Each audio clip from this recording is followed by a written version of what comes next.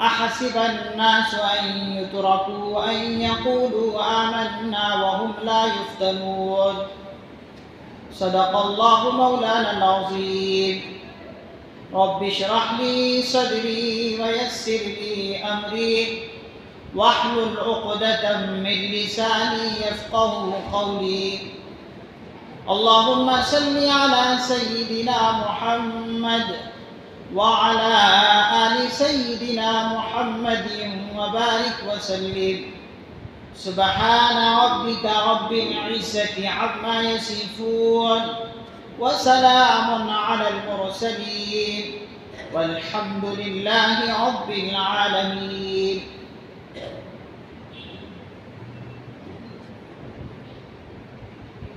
تمام حضرات ایک مرتبہ محبت کے ساتھ، ادب کے ساتھ، الفت اور عظمت اور احترام کے ساتھ درود پاک پڑھیں.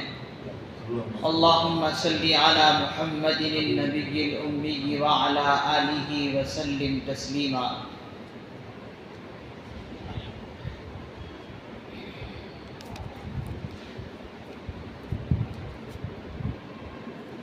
محترم سامعین کرام، عزیز دوستوں اور بزرگوں، آج کا دن ہمارے لیے بے انتہا خوشی اور مسرت کا دن ہے، جہاں ایک طرف آج یوم الجمعہ ہے، جمعے کا دن ہے، خوشی کا موقع ہے، خوشی کا دن ہے، سید الایام کہلانے والا دن جمعے کا ہے. دوسری طرف ہمارے لیے یہ خوشی کا مقام ہے کہ آج یوم جمہوریہ کا دن ہے، ریپبلک ڈے کا دن، جسے یوم جمہوریہ کہا جاتا ہے. آج کے دن میں دونوں خوشیاں ہمیں میسر ہے، اسی لیے میں آج آپ حضرات کی خدمت میں یوم جمہوریہ کے تعلق سے کچھ باتیں عرض کروں گا، اور یوم جمہوریہ آتا کیوں ہے، اور یہ دن آئے تو اس سے کیا نتیجہ لینا چاہیے، نکالنا چاہیے، اس کے تعلق سے باتیں آپ حضرات کے سامنے پیش کروں گا. اللہ تعالیٰ سے دعا ہے کہ اللہ تعالیٰ مجھے اور آپ کو تمام باتوں سے سبق لینے کی توفیق نصیب فرمائے.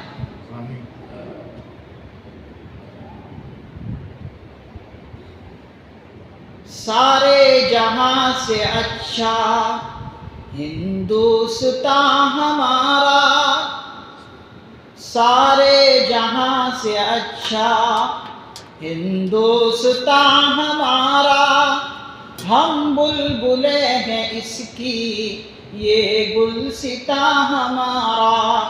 سارے جہاں سے اچھا، غربت میں ہو اگر ہم رہتا ہے دل وطن میں، غربت میں ہو اگر ہم رہتا ہے دل وطن میں، سمجھو وہی ہمیں بھی دل ہو جہاں ہمارا، سمجھو وہی ہمیں بھی دل ہو جہاں ہمارا.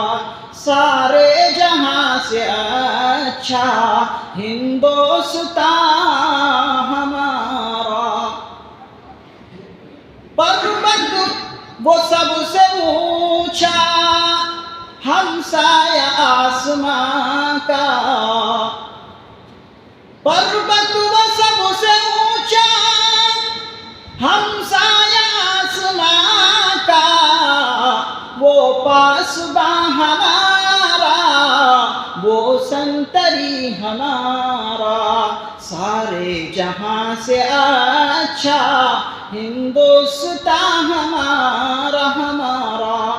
مذہب نہیں سکھاتا آپس میں بیر رکھنا، مذہب نہیں سکھاتا آپس میں بیر رکھنا، ہندی ہے ہم وطن ہے ہندوستاں ہمارا ہمارا۔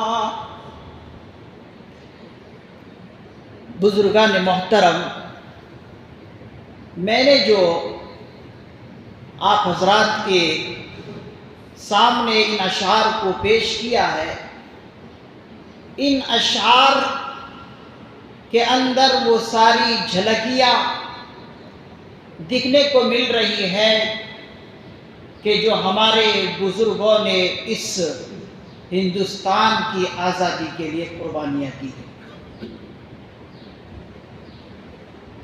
ایسے تو ہر سال یوم جمہوریہ آتا ہے اور آ کر چلا جاتا ہے، خوشیاں منا لیتے ہیں،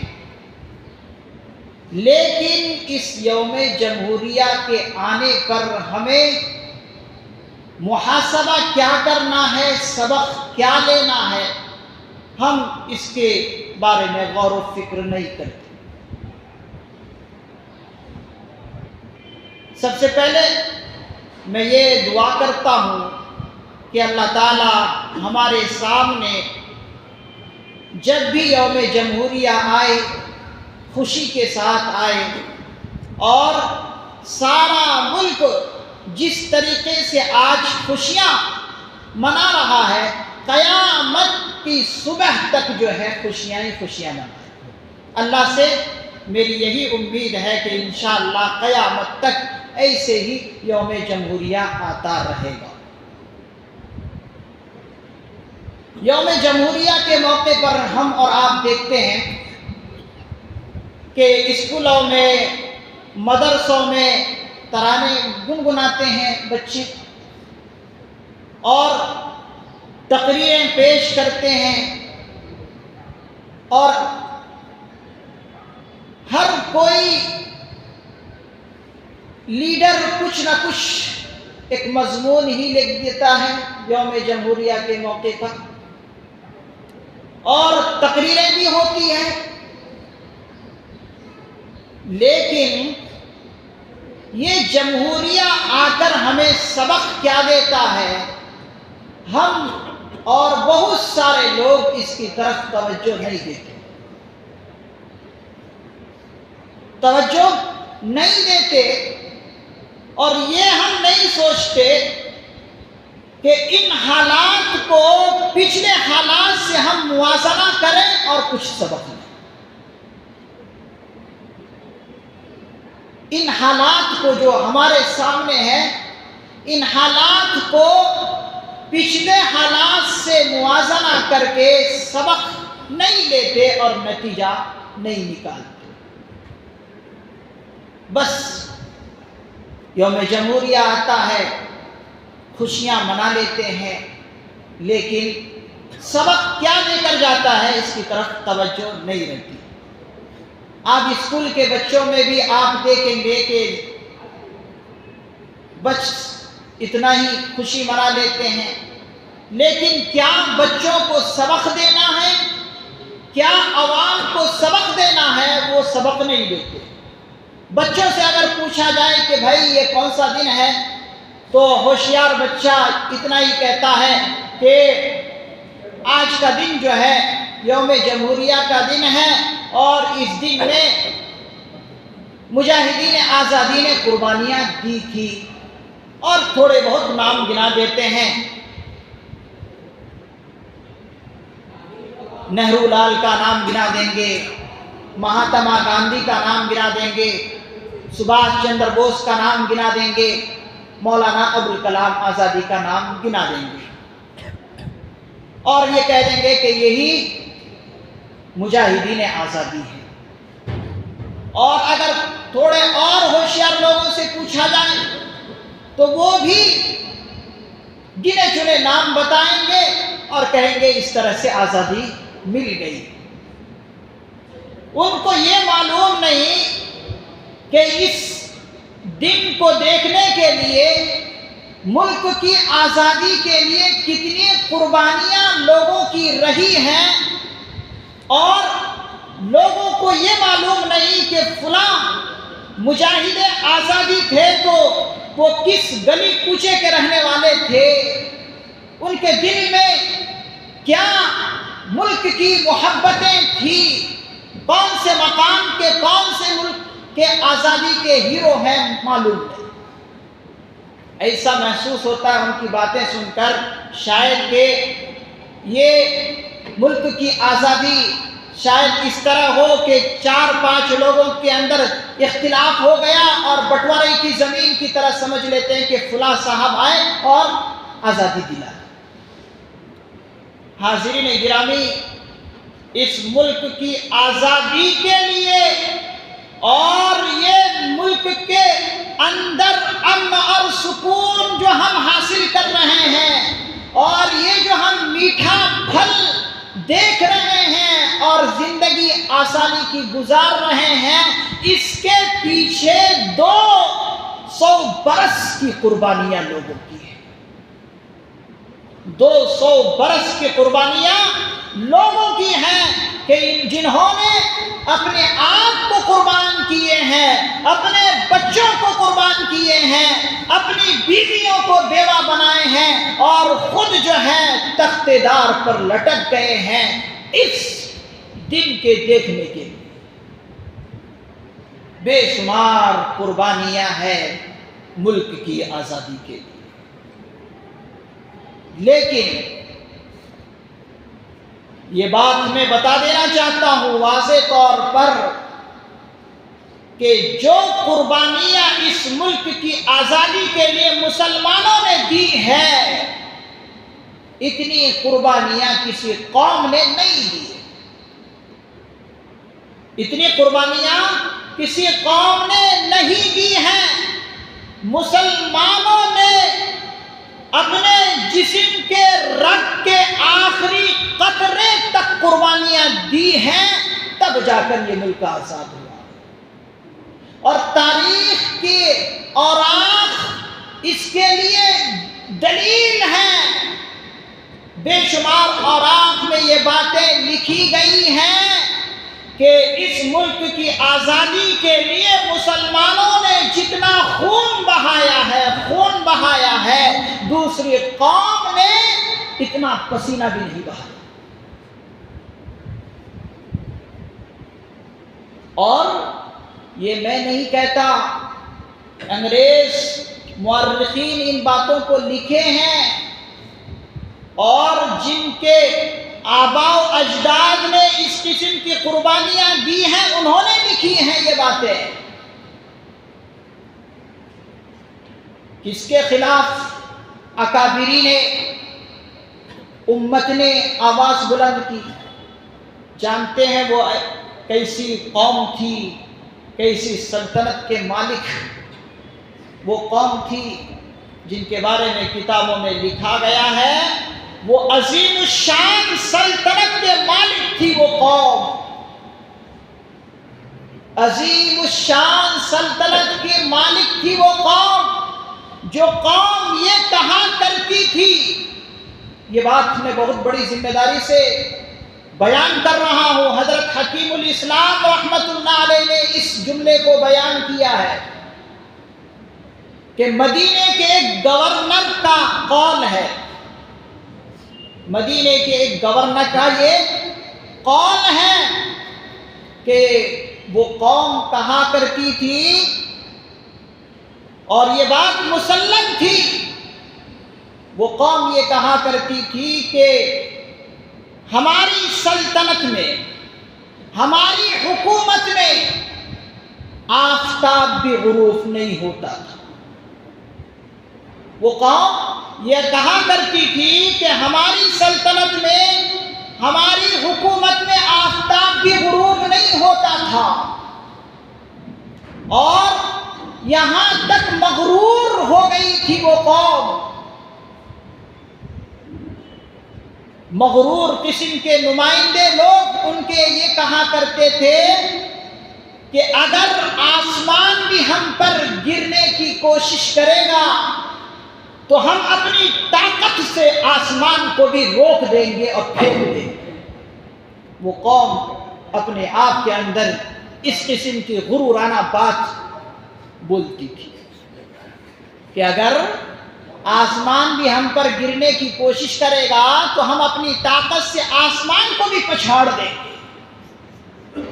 لیکن اللہ کو تکبر اور غرورانہ الفاظ پسند نہیں آتے۔ ارے آسمان کی تم بات کر رہے تھے، ہندوستان کے مجاہد لوگوں نے، بہادر قسم کے لوگوں نے آسمان کی گرنے کی بات کرتے ہو تم؟ ہندوستان کی مٹی سے پلنے والا، پرورش کرنے والا مسلمان ہی تمہیں جو ہے خاک نابود کر کے رکھ دیا، تمہیں اس ملک سے بھگانے پر مجبور کر دیے کون؟ اس دھرتی کے مسلمان ہی گنے چنے۔ شیخ الہند، آپ نے یہ نام سنا ہے، بڑے بے باک قسم کے یہ شخص حضرت شیخ الہند رحمت اللہ علیہ، بڑے بے باک قسم کے،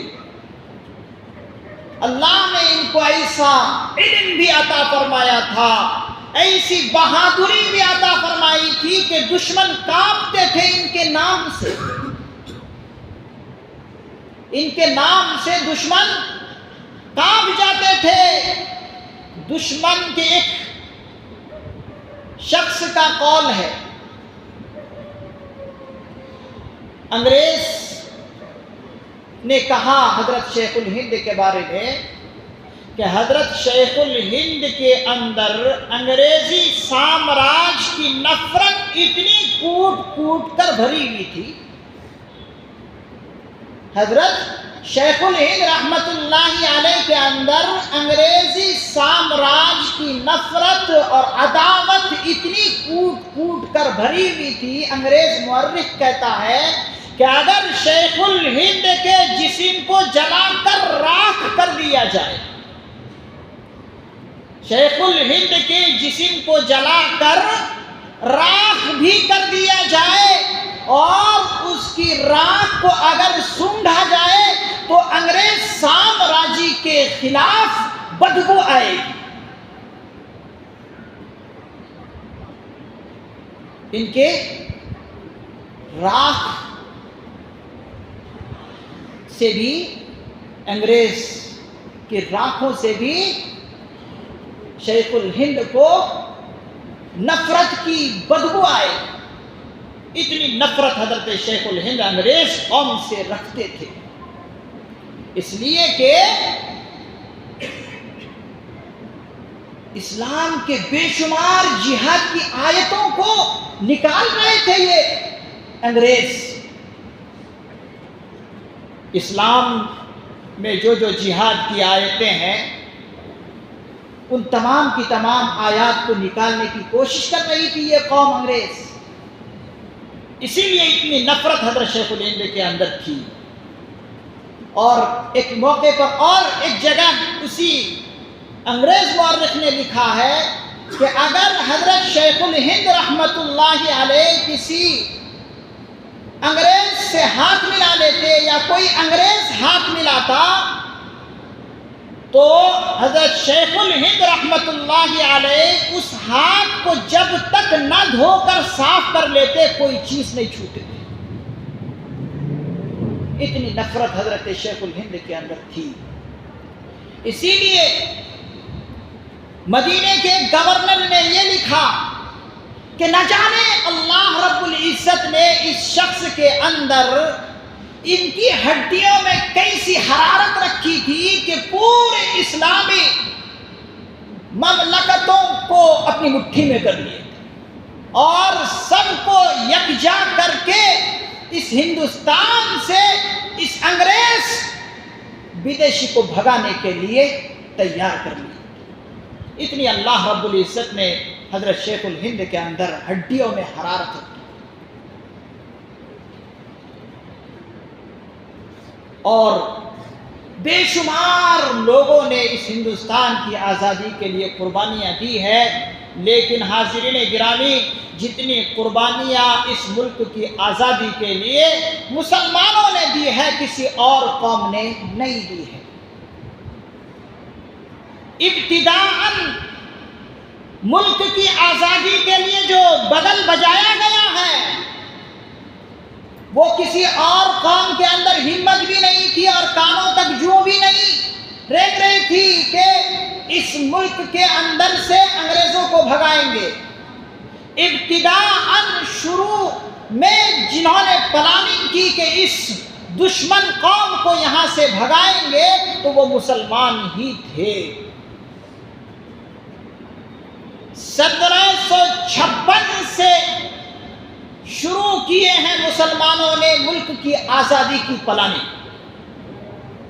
1756 سے لے کر 1857 تک کی آپ تاریخ پڑھیں، اس پوری کی پوری تاریخ میں آپ کو کوئی دوسری قوم نظر نہیں آئے گی۔ اگر کوئی قوم ان دشمنوں کو بھگانے کے لیے سامنے نظر آئے گی تو وہ مسلم قوم نظر آئے گی۔ کیوں؟ ملک کسی اور قوم سے چھینا نہیں گیا تھا، ملک چھینا کس سے گیا تھا؟ ملک مسلمانوں سے چھینا گیا تھا، اسی لیے مسلمانوں کے اندر اس قوم سے نفرت زیادہ تھی، اور بھگانے کی پلاننگ یہی مسلم قوم ہی سب سے شروع کی تھی۔ آپ تاریخ پڑھیں، 1756 سے لے کر 1857 کی تاریخ آپ کو ملے گی، اور اس کے اندر مسلم قوم نے کیا جذبہ دکھایا ہے، کیا کیا قربانیاں دی ہے، آپ کو پڑھ کر حیرت ہو۔ پھر اس کے بعد 1857 سے لے کر 1947 تک، پھر آپ یہاں سے دیکھیں کہ کتنی قربانیاں دی ہے۔ 1857 کے بعد لوگوں کے اندر شعور پیدا ہوا کہ ہاں، مسلم قوم کے ساتھ دے کر اس بدیشی انگریز کو بھگانا ہے، اور خصوصی طور پر 1857 سے لے کر 1947 تک جن کا فتویٰ کام آیا ہے وہ کوئی عام شخص نہیں ہے، وہ حضرت شاہ عبدالعزیز محدث دہلوی نور اللہ مرقدہ کا فتویٰ ہے۔ انہوں نے فتویٰ دیا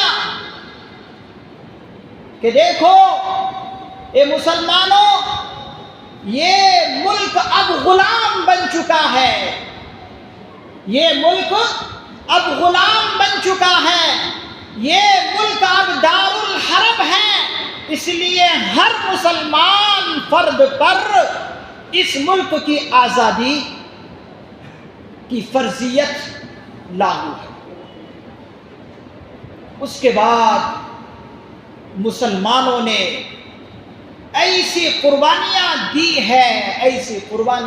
ہے، خاص طور سے اکابرین علماء دیوبند اور دوسرے مکتب فکر کے اکابرین اسلام نے جو قربانیاں دی ہے، آپ پڑھ کر حیران ہو جائیں گے کہ ان لوگوں کے اندر کیا جذبہ تھا ملک کی آزادی کی۔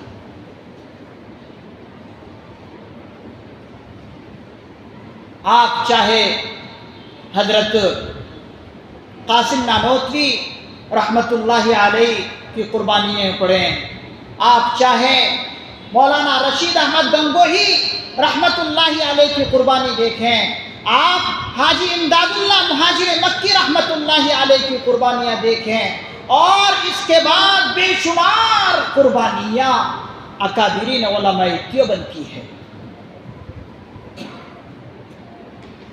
حاضرین گرامی، لوگ سمجھتے ہیں کہ یہ ملک تو آزاد ہو گیا ہے۔ میں بہت زیادہ اگر تفصیل میں جاؤں گا تو بہت زیادہ وقت ہو جائے گا، بہت میں مختصراً آپ حضرات کے سامنے کچھ باتیں عرض کر رہا ہوں، آپ بغور سنیں۔ لوگ یہ سمجھتے ہیں کہ ملک آزاد ہو گیا ہے، اب جو چاہو کرو۔ آج جو نفرت ملک کے اندر لوگ پھیلا رہے ہیں، وہ یہ سمجھ رہے ہیں کہ ملک آزاد ہے، جو چاہو کرو، فساد کرنا چاہو کرو، ملک آزاد ہے۔ اکثریت والے اقلیت پر جتنا ظلم کرنا چاہیں کریں، ملک آزاد ہے۔ نفرت کے بازار کو جتنا گرم کرنا چاہیں کریں، ملک آزاد ہے۔ وہ یہ نہیں سمجھتے کہ یہ چیز ملک کی سالمیت کے لیے خطرہ ہے، یہ چیز ملک کی سالمیت کے لیے خطرہ ہے۔ ملک ایک مرتبہ ٹکڑا ہو چکا اور کئی ٹکڑے ہوئے، اگر یہی حالات رہے، نفرت کے بازار گرم کرنے والے لوگ ایسے ہی کرتے رہے، نفرت کو پھیلاتے رہے اور ان کو جو ہے کسی طرح کی قدغن نہ لگائی جائے، تو پھر یاد رکھیں، پھر وہی قربانی ہم سبوں کو دہرانی پڑے گی۔ ہر ہندوستانی کو یہ قربانی پھر دہرانی پڑے گی اگر ملک کو بچانا ہے۔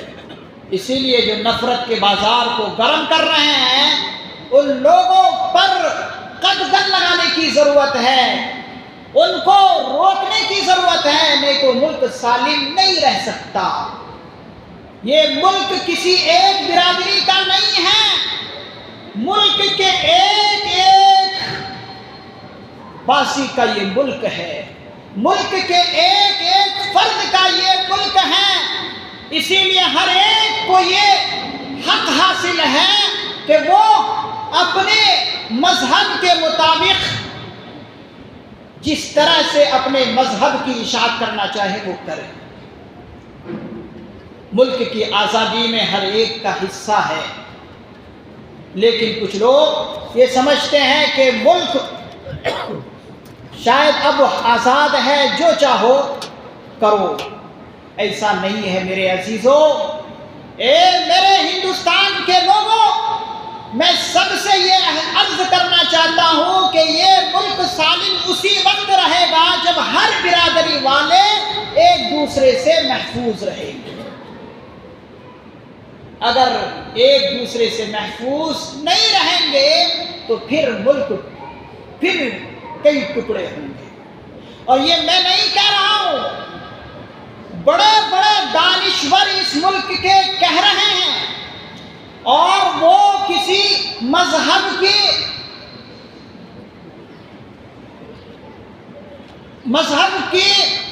اس میں کہ وہ اپنے مذہب کو بچانا چاہتے ہیں، اسی لیے وہ اس قسم کی باتیں کر رہے ہیں۔ نہیں، اس ملک کی حفاظت کے لیے وہ دانشور کہہ رہے ہیں کہ اگر اس ملک کو بچانا ہے اور اس جمہوریت کو بچانا ہے تو پھر آئین کی بھی حفاظت ہونی چاہیے، اور جو نفرت کے بازار لوگ گرم کر رہے ہیں ان کو بھی قدغن لگانی چاہیے، تبھی جا کر ملک سالم رہے گا، صحیح سالم رہے گا۔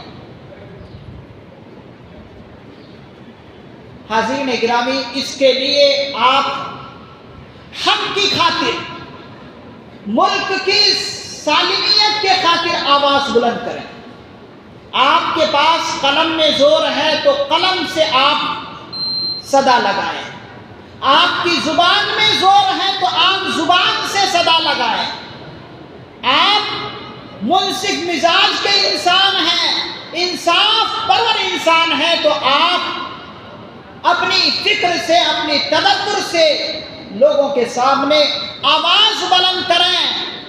اگر آپ نے یہ کیا تو یقیناً آپ اس ملک کے وفادار ہیں۔ اگر آپ نے ایسا نہیں کیا بلکہ نظریں پھیر لی تو پھر آپ ملک کے وفادار نہیں کہلائیں گے، ملک کے غدار کہلائیں گے۔ سبھاش چندر بوس یا مہاتما گاندھی یا مولانا ابوالکلام آزاد یا نہرو لال نے صرف اپنے مذہب کے لیے لڑائی نہیں لڑی ہے، بلکہ اس ملک کی حفاظت کے لیے لڑائی لڑی ہے، اور خود اپنے لیے انہوں نے نہیں لڑائی لڑی ہے، بلکہ آج کے ہمارے نوجوانوں کے لیے، آنے والی نسلوں کے لیے انہوں نے لڑائی لڑی ہے۔ اگر آج ہمارے نوجوان ان باتوں کو نہیں سمجھے، ہماری نئی نسل اس قسم کی باتیں نہیں سمجھے، تو پھر نقصان کسی اور کا نہیں ہوگا، نقصان خود ہمارے ملک کا ہوگا۔ تاریخ کے صفحات میں مسلمانوں کی قربانیاں لکھی گئی ہیں، اور انڈیا گیٹ پر ہمیں اپنی قربانیاں پیش کرنے کی ضرورت نہیں ہے۔ جس کو شبہ ہو ہماری قربانیوں کے بارے میں، وہ انڈیا گیٹ کے اوپر جو تحریر ہے اس کو جا کر پڑھے۔ وہ ہمارے لکھے ہوئے نہیں ہیں کہ ہم نے جا کر لکھا ہے، اس ملک کے جو وفادار تھے، جن کے اسلاف نے قربانیاں دی ہیں، وہ لکھے۔ تو حاضرین گرامی، اس کے لیے ہر ایک کو جدوجہد کرنی چاہیے کہ ملک ہمارا کیسے ترقی کرے، ملک ہمارا کیسے اوپر کو پہنچے، ملک کے ایک ایک فرد کو انصاف کیسے ملے، اس کے لیے ہر ایک کو قربانی دینے کی ضرورت ہے۔ یہی محاسبہ یوم جمہوریہ ہمیں کرانے آتا ہے کہ ہم ان حالات کو پیچھے والے حالات سے ملا کر سبق لیں اور نتیجہ نکال لیں۔ اللہ تعالیٰ سے دعا ہے کہ اللہ تعالیٰ خصوصی طور پر مسلمانوں کو بھی اور ہندوستان کے ایک ایک فرد کو بھی اس ملک کی ترقی کے لیے آگے آنے کی توفیق نصیب فرمائے، اور اس ملک کی خدمت کے لیے اللہ تعالیٰ ہندوستان کے ہر باشندے کو قبول فرمائے۔ وآخر دعوانا الحمدللہ رب العالمین۔ سنت